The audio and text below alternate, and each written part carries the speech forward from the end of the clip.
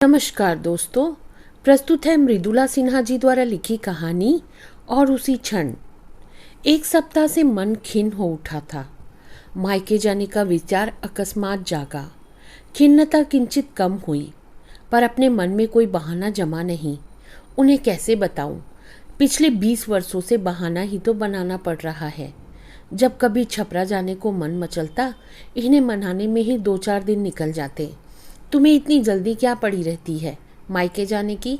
कल ही तो तुम्हारे पिताजी आए थे, पिछले सप्ताह ही तो माँ आई थी। ये प्रश्न हाजिर जवाब पत्नी की भी जबान बंद कर देते। सचमुच क्यों जल्दी रहती थी मुझे? पिताजी के सप्ताह में 1-2 या कभी कभी 3 चक्कर भी लग जाते।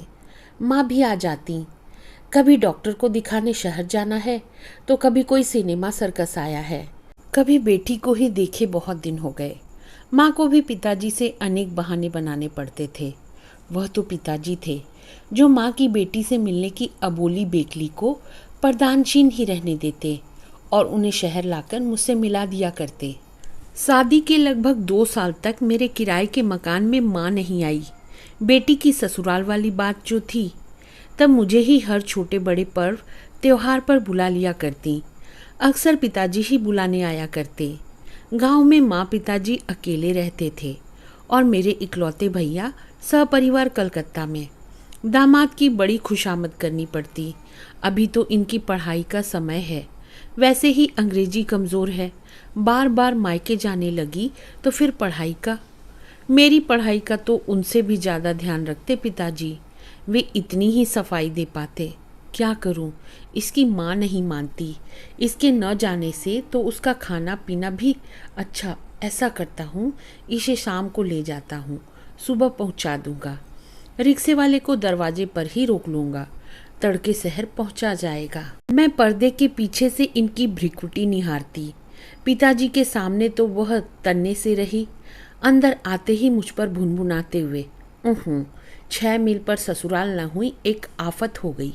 मैं चुप रहने का आग्रह करती, कहीं पिताजी न सुन ले।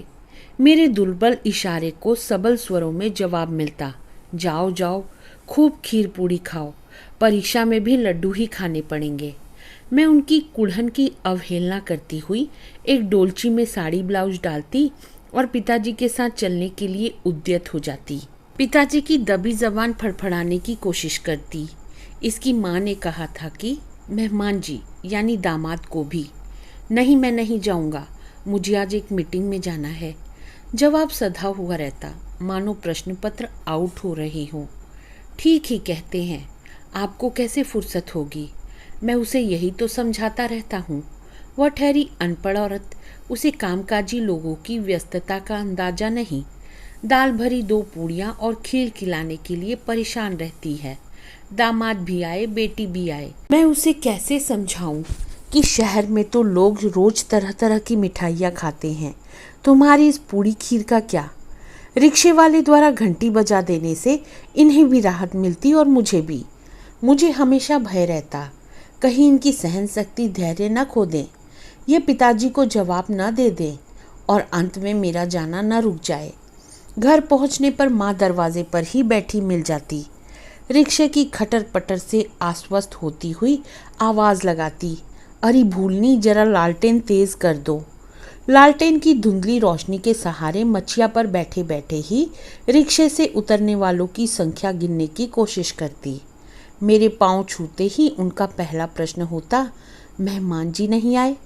मैं चुपचाप अंदर चली जाती। वे पिताजी पर उबल पड़ती, आप नहीं लाए ना मेहमान को?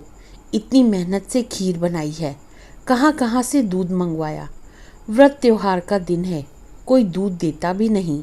पूड़ी की दाल भी गरम मसाला डालकर भूंजी थी।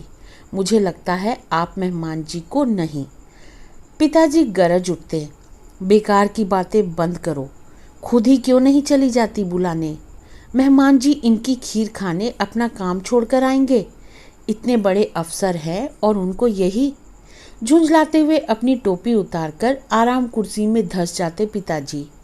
माँ बड़ी मुश्किल से अपने गठियाग्रस्त वजनी शरीर को मचिया से उठा पाती। कमर सीधी करने में बिताए समय का सदुपयोग पिताजी की झल्लाहट सुनने में जाता। ठीक ही कहते हैं आप, हाँ, मन पर लो, क्या जाने उनका कामकाज। सुबह कुछ बनाकर किसी के हाथ भेज दूंगी। अपने को समझाती हुई माँ अंदर जाने का सश्रम उपक्रम करती। पिताजी उनकी योजना में संशोधन करते। किसी के हाथ नहीं, बिल्कुल सुबह मधु को ही लौटना है, उसी के साथ। लो, तब इसे भी क्यों बुला लाए? रात भर के लिए आना क्या जरूरी था? पुनः एक बार बड़ी कठिनाई से लौटकर उपहनती। सचमुच माँ का मन बैठ जाता। मक्की की रोटी, महिजाउर यानी मट्ठा चावल, चावल की रोटी, बड़ी कढ़ी, अडकौच यानी अरुई के पत्ते की सब्जी, तपरुआ यानी पकौड़ी, तिलौड़ी, न जाने क्या क्या बनाकर खिलाने की योजना का कार्यान्वयन भला उतने अल्प समय में कैसे हो सकता था। रात से सुबह तक जो भी बन पड़ता खिलाती, सहेज देती, कुछ बनाने का सामान बांध देती। योजनानुसार सूची के बचे हुए खाद्य पदार्थ को मेरे अगले आगमन के समय बनाने और खिलाने की योजना मन में संजोकर संतोष करती। पिताजी वादे के पक्के थे, तड़के ही मुझे शहर भेज देते। माँ सुबह 4 बजे से ही उठकर कुछ न कुछ बांधती रहती। मेरे ना करने पर भी अनेक छोटी बड़ी पोटलियाँ बन जाती। उनके दामाद को कौन सी चीज कैसे खिलाऊं, इसका भी सविस्तार निर्देश होता। शहर पहुंचकर मैं उन पोटलियों को इनकी गिर्द दृष्टि से छिपाकर झल्लाहट से बचने का अथक प्रयत्न करती, पर कभी बच नहीं पाई। वे मुझे यथार्थ का आभास कराते। मधु, जरा सोचो तो, कितने का सामान होगा यह सब मिलाकर? मुश्किल से केवल 5-10 रुपए का ना। क्या शहर में ये सारे सामान नहीं मिलते? तुम वभन मोटरी यानी कि पंडित जी को दान में मिले अन्नों की पोटलियाँ उठा लाती हो। तुम्हारे गांव के लोग क्या सोचते होंगे, और अपने पड़ोस वाले भी। मैं ऐसे चुप रहती जैसे दांतों के बीच जिह्वा ही न हो। उनका कहना बिल्कुल ठीक ही तो होता था। उन गठरियों में भरे सामानों में से अधिकांश का तो मैं उपयोग भी नहीं कर पाती थी, फिर क्यों उठा लाती थी? माँ को मना तो कर सकती थी। माँ, तुम्हारी यह 2 सेर मूंग, 1 पाव सरसों, 1 पाव धनिया, थोड़ी सी मिर्च, नींबू 1, 2 खीरा, 1 कद्दू मुझे नहीं चाहिए। आखिर मेरे अफसर पति की कमाई और खर्च के आगे ऊँट के मुंह में जीरा ही तो होगा यह सब। इतना सामान तो मेरा नौकर ही फेंक देता है। इतना अवश्य होता कि डाइनिंग टेबल को राष्ट्रीय एकता का मंच बनाने के सफल प्रयास में मुझे अपनी मेहनत पर ही पश्चाताप होता। जब छोले भटूरे, उपमा, डोसे, नारियल की चटनी का परित्याग करते हुए ये बार बार तीसी की चटनी, भुनी हुई मूंग का भुर्ता, तिलौड़ी की ही मांग कर बैठते। प्लेटों को बिल्कुल चाट ही जाते, और इसीलिए शायद माँ को मना नहीं कर पाती थी। दिन बीतते गए, बच्चे हुए, माँ मेरे घर भी आने लगी। अपने साथ भी अनेक गठरियाँ सहेज लाती, पर इन्हें हमेशा की तरह वे गठरियाँ दर्द देती रहीं। परिवार बढ़ा था, घर का खर्च भी, नौकर, दाई, ड्राइवर, चपरासी के खाने पीने से चौके का भी खर्च बढ़ गया था। आमदनी के अनुसार खर्च का बढ़ना हमें अखरता नहीं। हमारा खर्च जो जो बढ़ा था, माँ की गठरियों की संख्या और वजन घटता गया था। इनकी लाख परोक्ष अथवा अपरोक्ष वर्जना से उनका आयात बंद नहीं हुआ। मुझे तो उन गठरियों को खोलते ही उनसे निकलता एक अबोध स्पर्श थपथपा जाता, रोम रोम झंझना उठता, पुलकित हो उठता। मैं अपनी कार से मायके जाने लगी थी। माँ बहुत वृद्ध हो गई थी, उनका चलना फिरना भी बंद हो गया था। 2 महीने में एक बार मैं अवश्य चली जाती। अव्वल तो मुझे अब समय निकालना ही मुश्किल होता था। माँ की बीमारी का हाल सुनकर यह अनमने ढंग से ही सही जाने की अनुमति दे देते। उस दिन जब छपरा गई तब भैया भाभी भी कलकत्ता से साल भर बाद माँ को देखने आए थे। मैं किरण, मंजू एवं मुकुल से उलझी बैठी थी। बहुत दिन बाद फुआ से आंगन गूंज उठा था। भाभी से गप्पे मारने की अलग पड़ी थी। उधर माँ हल्ला मचाए जा रही थी। मधु सुनो इधर, मधु आओ ना, फिर बैठी रहना मधु, एक पल में तुम्हारे जाने का समय हो जाएगा, मेरे पास तो बैठो। हाय भगवान, मेरी कमर, मेरी टांगे। मैं बच्चों की संगति का विछोह संभाले जा बैठी माँ के पास। उन्हें कुछ भी सुनना सुनाना तो था नहीं। आवाज़ मंद कर कहने लगी, दक्षिणवारी घर में चली जा, वहाँ एक हांडी में मूंग रखी है, उसमें से ले लो। थोड़ा मकई का आटा ले लो, नवीन को भूंजा अच्छा लगता है ना, एक दो मकई की बाल भी ले लो, प्रवीण को खीर बड़ी अच्छी लगती है, थोड़ा गमकौवा यानी गमकता चावल ले लो। आय मेरी कमर, हाय मैं तो उठ भी नहीं सकती। मैं अपलक उन्हें निहारती रही। वे कभी मेरी कलाई में पड़ी 2.25 इंच की 1 दर्जन नई चूड़ियों को निरखती, उन्हें घुमाने का व्यर्थ प्रयत्न करती, मेरी बाह सहलाती, कभी मेरे मांसल पेट पर हाथ फेरती हुई इतना भर कह पाती, बड़ी दुबली हो गई है, जा बेटी जा, सब बांध ले। मैं ना भी नहीं कह पाई। बगल के आंगन से मेरी चाची आ गई थी। उनसे आग्रह कर माँ ने मेरे लिए सब सामान बंधवाया। इस बार मुझे बड़ा बुरा लगा था। पता नहीं वो कौन सा भय था कि उन गठरियों को अस्वीकार न कर सकी। भैया शहर तक मेरे साथ आए थे। कार की डिक्की से निकालकर लाते समय गठरियों को चपरासी के हाथ में देखते ही दरवाजे पर बैठे मेरे पति उबल पड़े। क्या ला रही हो? फेंक दो उधर। उठा लाती है धरोहर मोटरी। लाख बार मना किया, मेरे घर यह सब मत लाया करो। ये माने? मेरा पाँव बैठक में पड़ा ही था कि मैं झटके से पीछे मुड़कर इन्हें चुप रहने का इशारा कर गई। क्यों चुप रहूं जी? तुमसे कितनी बार कहा मेरे घर गठरियाँ मत ढोया करो। आवाज़ सामान्य कर बोले, आइए आइए, आप भी हैं, आप कब आए? कहते हुए भैया की आगवानी करने लगे। मेरी जान में जान आई। पुनः इस भय से कांप उठी कि कहीं भैया ने ना सुन लिया हो इनका गर्जन। भैया ने सुना था या नहीं, यह न उनके व्यवहार से पता चला, ना ही मैंने पूछा। क्यों पूछकर अपना मन दुखाती? किसकी गलती बताती? मरणशैया पर पड़ी माँ की, अपनी या उनकी? चुप रहना ही ठीक लगा। साल भर के भीतर माँ गई। उनकी बरसी के दिन ही उनका पीछा करते हुए पिताजी हमें छोड़ गए। बड़ी हिम्मत बटोरकर मैंने प्रश्न किया, मैं छपरा जाऊं? प्रश्न के साथ ही एक तिरछी निगाह उछलकर मेरे ऊपर पड़ी। कमाल है, अब क्या करना है छपरा में? अब तो माँ भी नहीं। क्या मकान के दर्शन करने जाओगी? प्रश्न के शब्द तो सीधे सपाट व अक्षरशः सत्य थे। इनकी भंगिमाओं व स्वर ने मिलकर उनके अर्थ बदल दिए थे।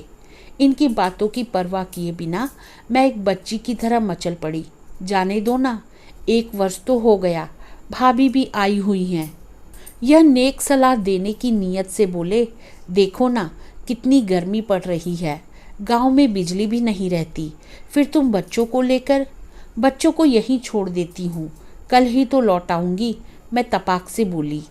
एक क्षण रुककर इनकी हामी क्या भरनी थी, मेरे कदमों में घर मुँहे बैल की गति आ गई। झटपट तैयार हो गई। इन्होंने ही निजी ड्राइवर से कहा, तुम्हें इन्हें लेकर छबरा जाना है, मैं ऑफिस से जीप मंगवा लेता हूँ। इन्हें इतना सहृदय होते देखकर मेरी हिम्मत बढ़ी। इस बार 2 दिन रुकूंगी। वे मुस्कुरा उठे। ठीक 1 वर्ष बाद मायके जा रही थी। 1 वर्ष पहले पिताजी के श्राद्ध पर गई थी। इस बीच न कोई बुलाने आया था, न ही मैं गई। जाती कहाँ, मन तो बिल्कुल निश्चिंत पड़े रहना चाहता था। भाभी बगीचे के आम लीची बेचने एवं घर का गल्ला पानी भी सहेजने गांव आई थी। मेरी भतीजी किरण और उसके पति कैलाश भी आए थे। चलो इनकी भी सहमति मिल गई। छपरा की तरफ मुड़ते ही शरीर में एक निर्मल रक्त प्रवाह होता सा लगता, जो पूरे शरीर को गुदगुदा तनाव मुक्त कर जाता था। अक्सर आते वक्त और पुनः लौटने पर ये थोड़ा चिढ़ से जाते थे, लेकिन इस बार तो बड़े स्नेह से इजाज़त दे दी। चलो, लौटने पर भी इनके गुस्से होने की बला टल ही चुकी थी। माँ ही नहीं तो गठरियाँ कौन सहेजेगा? बेकार का ही तो सिरदर्द दे देती थी। माँ अपनी वृद्धावस्था में बड़े कष्ट झेलकर मरी थी, इसलिए उनसे बिछुड़ने का जो दर्द उठा, उसे माँ को उनके कष्टों से मिले छुटकारे के एहसास ने सहलाया था। गांव आ गया। गाड़ी भैया के दरवाजे पर रुकी। टोले भर के बच्चे दौड़ आए। मधु फुआ आई, मधु दीदी आई से वातावरण गूंज उठा। मेरे घर से भी भतीजे भतीजियों के साथ भाभी निकल आई। सब के सब मेरे अकस्मात आगमन से प्रसन्न हुए। लेकिन मुझे क्या हो गया? वही गुदगुदा देने वाला, आश्वस्त करने वाला, निश्चिंतता देने वाला रक्त प्रवाह रुक सा क्यों गया था? जैसे पाँव ही पीछे लौट रहे हों मेरे। सीढ़ियाँ चढ़ते ही दरवाजे पर पड़ी बड़ी सी आराम कुर्सी, चौखट से लगी मच्छियाँ, पूरा परिवेश तो वही था। भाभी ने कहीं कोई परिवर्तन नहीं किया था। खाली पड़ी आराम कुर्सी के पास सहसा एक क्षण पांव रुके, हाथ भी झुकना चाहा। मैंने बलपूर्वक रोककर अपने को संयत किया। पुनः घर में प्रवेश करने ही वाली थी कि खाली पड़ी मच्छिया ने जैसे साड़ी का घेर ही थाम लिया हो। मैं अपने को ठेलती हुई अंदर ले गई। आंगन में ही भाभी ने खाट डलवा दी थी। औरतें, बच्चे गिर गए। आंगन से लेके घर द्वार तक सब भरा पड़ा था। भाभी, भैया, बच्चे सब बहुत दिन बाद इकट्ठे हुए थे। उस भरे हुए माहौल में भी एक सूनापन मेरा पीछा कर रहा था। दो सूनी कटोरदान में पड़ी नीली थकी आंखें मानो मेरे अंग अंग निरख रही हों। मैं विचलित हो उठी। वे रिक्त कटोरे सिर से पांव तक मुझे अपनी दृष्टि में भर लेने को उद्यत हों। मैं अचकचा सी गई। मेरी अकुलाहट चाची से छिप न सकी। वे बिफर पड़ी। बिटिया को दीदी, मेरी माँ की याद आ रही है। पके हुए घाव में जैसे किसी ने सुई चुभोई हो। तभी किरण चाय ले आई थी। मेरे आंसू बहते देखे अचकचाकर पूछा, फुआ को क्या हुआ? कुछ नहीं, कुछ नहीं, कहती हुई चाची अपने आंचल से मेरी आंखें पोंछती अपनी आंखें भी गीली कर गई। मैं उठकर नल पर चली गई। चापाकल के ठंडे पानी का बहाना बनाकर खूब धोया आंखों को। टोले मोहल्लों वालों को भी बड़ा आश्चर्य हुआ जब तड़के सदा की तरह मेरी कार रवाना नहीं हुई। चाची ने भाभी से पूछा था, मधु नहीं जा रही है क्या? पहले तो कभी नहीं रुकी। बूढ़ा बूढ़ी तो दामाद के डर से बेटी को सुबह ही भेज दिया करते थे। भाभी ने बड़ी संजीदगी से स्पष्ट किया था, मैं नहीं डरती इनके मियाँ से, 2 दिन बाद जाएंगी। इतने दिन बाद तो आई हैं, न जाने फिर कब गांव घर का मुंह देखेंगी। व्यवहार कुशल भाभी ने एक ना उठा रखी मेरी आवभगत में। नई नई शैली में पुलाव, मीट, मछली, पता नहीं क्या क्या बनाया, पर मेरी जिह्वा तो चिर परिचित स्वाद की याद में व्याकुल। मेरी आंखें थी जो भर भर आती। स्वागत समिति के सदस्यों से उन गीली आंखों को छिपाना ही मेरे लिए समस्या हो गई थी। चलते समय 2 बड़ी पेटियां आम, 2 पेटियां लीची, 2 बड़े कटहल, एक दौड़ा पकवान, न जाने क्या क्या कार की डिक्की से लेकर कैरियर तक भर गया। मैंने भाभी को लाख मना किया, ना मानी। बोली, कोई खरीद कर तो नहीं दे रही हूँ, सब अपने बगीचे के तो हैं, बच्चे खाएंगे। उस सामान को देखकर चाची गदगद हो उठी थी। भाभी को शाबाशी देती हुई बोली, बड़ा अच्छा किया है दुल्हन ने, ननंद की विदाई तो ऐसी ही होनी चाहिए। अब मेहमान भी खुश होंगे। दीदी तो न जाने कितनी छोटी बड़ी पोटलियां बांध देती थी। मुझे वहां न देखकर भाभी के कान में फुसफुसाई, पता है, मेहमान जी ने एक बार अपने साले को उन पोटलियों की खातिर ही बेइज्जत कर दिया था। बबुआ जी भी ऐसे की आकर माँ पर ही मन की भड़ास निकाल गए। बड़ी जलीकटी सुनाई थी माँ को। दीदी ने कान पकड़कर कहा था, अब मधु को कभी कुछ नहीं दूंगी। बेटा, मुझे तो कभी मधु ने बताया नहीं कि मेहमान बिगड़ते हैं। दीदी दिन भर रोती रही थी। उस दिन खाना भी नहीं खाया था।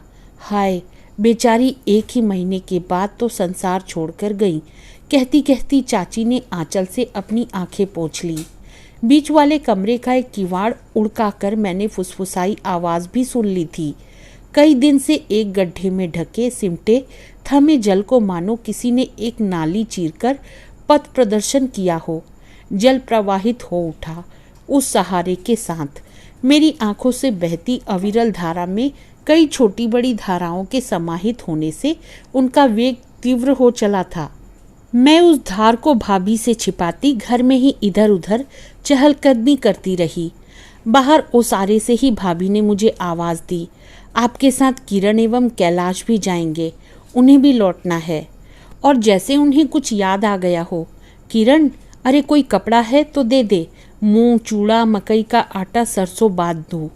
मुझे ही एक पुरानी साड़ी का टुकड़ा थमाती हुई बोली, मधु जी, किरण जो सब मांगे दक्षिणवारी घर में से लेकर बांध दीजिए, मैं आप लोगों का नाश्ता लगाती हूँ। आंसुओं ने फिर एक बार अपना सब्र खोया।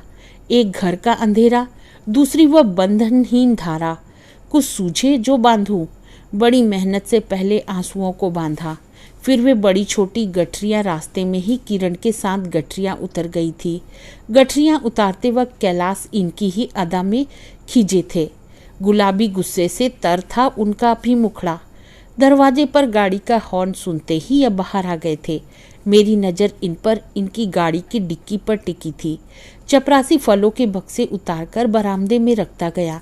साक्षात नेपाल बिहार सीमा पर तैनात कस्टम इंस्पेक्टर की दृष्टि लग रही थी उनकी। केवल फलों के बक्से उतारकर ड्राइवर गाड़ी मोड़ने लगा। इंस्पेक्टर साहब निराश, मानो तस्करी ही बंद हो गई हो। लेकिन ऐसा कैसे हो सकता था? यह लीची आम के बक्सों को ही कुरेदते रहे। भारी मन के बोझ से बोझिल हुए कदमों को घसीटती मैं अंदर गई। पापा पापा, इतने सामान ले आई मम्मी, कहाँ से लाई? नवीन दौड़ता हुआ आकर सुखद आश्चर्य प्रकट कर गया। पापा, आप तो बोलते थे माँ नानी के घर गई थी, फिर इतना सारा सामान कहाँ से? प्रवीण बोल गया। अवसाद से भरे क्षीण स्वर थे कस्टम इंस्पेक्टर साहब के।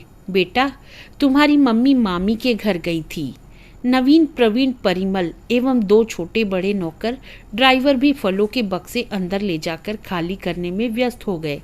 थके कदमों को इन्होंने अंदर तक घसीटा। मैं खिड़की पर खड़ी शून्य को भरे हुए गले से निहार रही थी। पीछे से आकर मेरे कंधे थपथपाते हुए बोले, माँ किसी की बैठी नहीं रहती मधु। बरसाती नदी की अविरल धार बह चली मेरी आंखों से, जिसे बांधने की कोशिश में ये भी भीग गए अंदर से बाहर तक। और उसी क्षण तो माँ का अभाव खला था। तो दोस्तों, मुझे उम्मीद है यह कहानी आपको पसंद आई होगी। अब मिलती हूँ अगली कहानी के साथ, तब तक के लिए अलविदा।